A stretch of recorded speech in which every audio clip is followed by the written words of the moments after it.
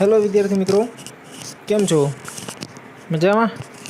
Okay, now let's start with our practical lecture. In last lecture we discussed about the text box and password input field. Okay, now next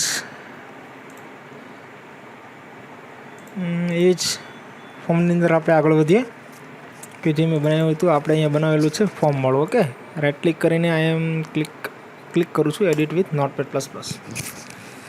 મિત્રો, બને ત્યાં સુધી શક્ય હોય તો Gujarati medium અને English medium બંનેના વિદ્યાર્થીઓ સાથે સમજી શકે એટલે કોમન બનાવી શકો છો, કારણ કે વિડીયો ઘણા બધા ઝાઝા બનવાના છે. એક સાથે એટલા બધા વિડીયો બનાવવા રહેશ તો આપણે સિલેબસ પૂરો નહીં થઈ શકે. તો નેક્સ્ટ લેક્ચરની અંદર આપણે આ એક સરસ મજાનું લોગિન ફોર્મ બનાવ્યું હતું, જેનું આપણે આઉટપુટ પણ એકવાર જોઈ લઈએ.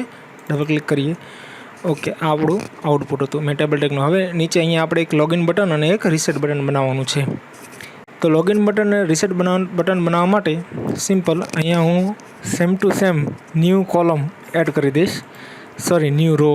TR it means table row and this is a table data. Now here I will type input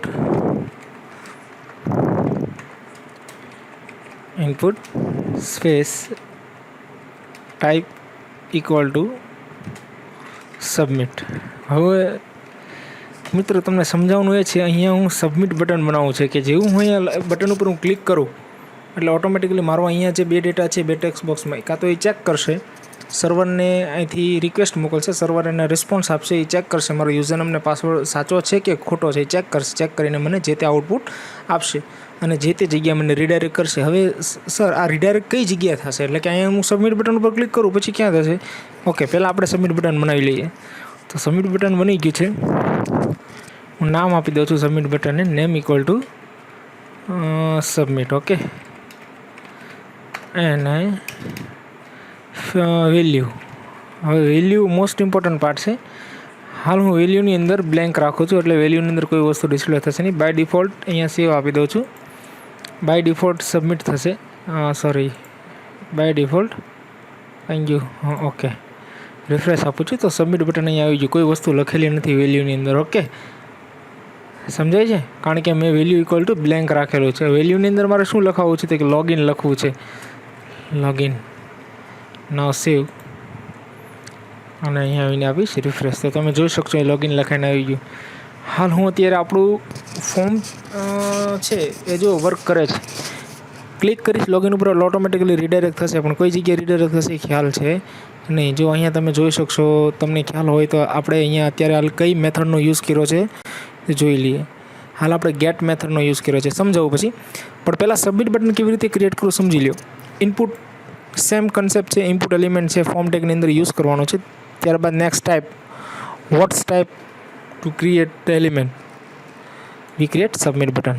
આપણે સબમિટ બટન બનાવવું છે એટલે ટાઈપ ઇક્વલ ટુ સબમિટ. અહીંયા આપણે પાસવર્ડનું ટેક્સ્ટ બોક્સ બનાવવું હતું, ટાઈપ ઇક્વલ ટુ પાસવર્ડ લખ્યું હતું. અહીંયા આપણે ટેક્સ્ટ બોક્સ બનાવવું હતું તો type equal to text box લખી દીધું. ઓકે, નામ ડિફરન્ટ આપ્યા હતા.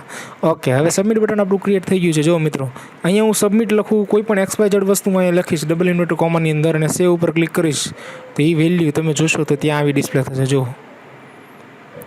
સમજાય છે? તો વેલ્યુની અંદર આપણે હંમેશા મિનિંગફુલ આપણે જે નામ આપવું છે, વ્યવસ્થિત ડિસ્પ્લે કરાવવું છે એ આપણે લખવાનું છે. હું લોગિન ટેમ્પરરી હતું એમને લખી નાખું છું. ઓકે, ના નેક્સ્ટ બટન બનાવવું છે મારે રીસેટ માટેનું. રીસેટ બટન શું કામ કરશે કે આપમાં ટેક્સ્ટ બોક્સમાં આપેલા પાસવર્ડમાં આપેલો જે કંઈ ડેટા છે એને રીસેટ કરશે, અથવા તો એને બાય ડિફોલ્ટ જે વેલ્યુ હશે એ વેલ્યુ સેટ કરશે.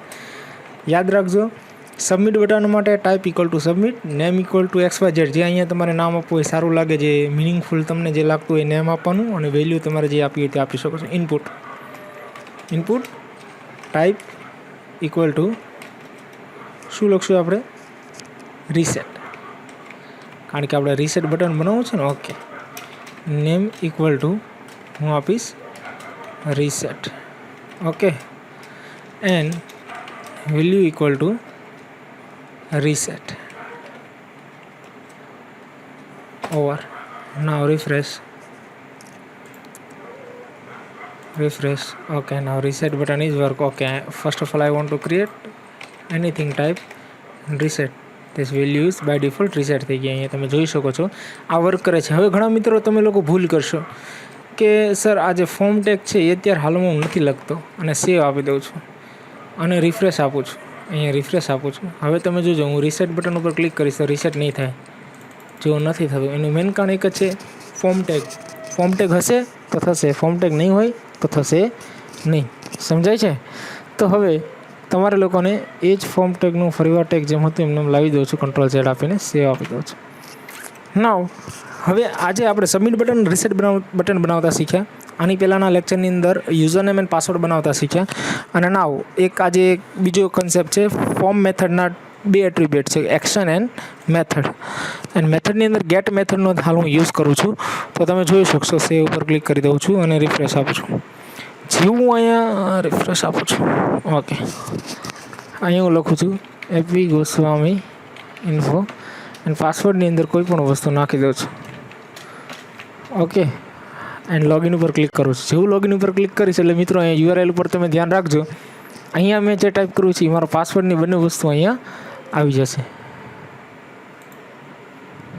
જુઓ, તમે જોઈ શકો છો મારું A1 શું છે તમને ખ્યાલ હોવો જોઈએ. તો કે A1 એ આપણા યુઝર નેમનું નામ આપેલું છે, A1 text box.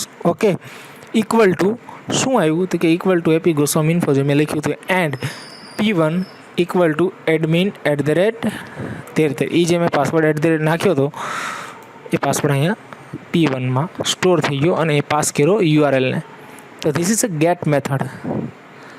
Student, please remember that get method is the send limited data on URL and post method is the unlimited data sent to URL and throat block not in single character but using block. એટલે block દ્વારા એ કોઈ પણ data મોકલે છે. હવે હું અહીંયા post મેથડનો use કરું છું. સેવ ઉપર ક્લિક કરું છું. સેમ જ આપણું ફોર્મ ઓપન કરું છું, રિફ્રેશ કરું છું, બેક જાઉં છું, રિફ્રેશ ઉપર ક્લિક કરું છું. ઓકે, નાવ apgoswamiinfo અને હું કોઈ પણ કેરેક્ટર પાસ કરું છું, લોગિન ઉપર ક્લિક કરું છું. તમે જોઈ શકો છો અહીંયા URLમાં કોઈ પણ વસ્તુ પાસ થતી નથી, માત્ર ને માત્ર મારી index.html ફાઇલ ખુલે છે. હવે આ ફાઇલ ક્યાંથી આવે છે સર? આ ફાઇલ ક્યાં છે? તો હાલ આ ફાઇલ આપણે બનાવેલી નથી, પણ આપણે એક્શનની અંદર એ ફાઇલ મૂકી દીધેલી છે. આ ફાઇલ અત્યારે બનાવેલી છે નહીં. હવે એનો કન્સેપ્ટ હું તમને આની પછીના નેક્સ્ટ લેક્ચરમાં સમજાવીશ કે index.htmlની જગ્યાએ આપણે એક રજિસ્ટ્રેશન ફોર્મ ક્રિએટ કરશું. એ રજિસ્ટ્રેશન ફોર્મની જેવું લોગિન ઉપર ક્લિક કરીએ, અહીંયા જેવું લોગિન ઉપર ક્લિક કરીએ એટલે રજિસ્ટ્રેશન ફોર્મ ઓપન થવું જોઈએ. બરાબર છે? એની વિશે આપણે નેક્સ્ટ લેક્ચરમાં ચર્ચા કરીશું. તો મિત્રો આજના વિડીયોમાં બસ એટલું જ. સબમિટ બટન કેવી રીતે બનાવવું, રીસેટ બટન કેવી રીતે બનાવવું. ઇનપુટ ફિલ્ડની અંદર આપણે હાલ 1.6 1.7 સુધી પહોંચી ગયા છીએ ફર્સ્ટ ચેપ્ટરની અંદર. તે in next lecture I will explain you and I will show you how to create select button option and how to create registration form. Okay, now have a nice day. Bye bye, see you. If you have any query and any question, then please tell me on our Google Classroom and I can solve your all questions and query. Okay, have a nice day. Bye bye, see you.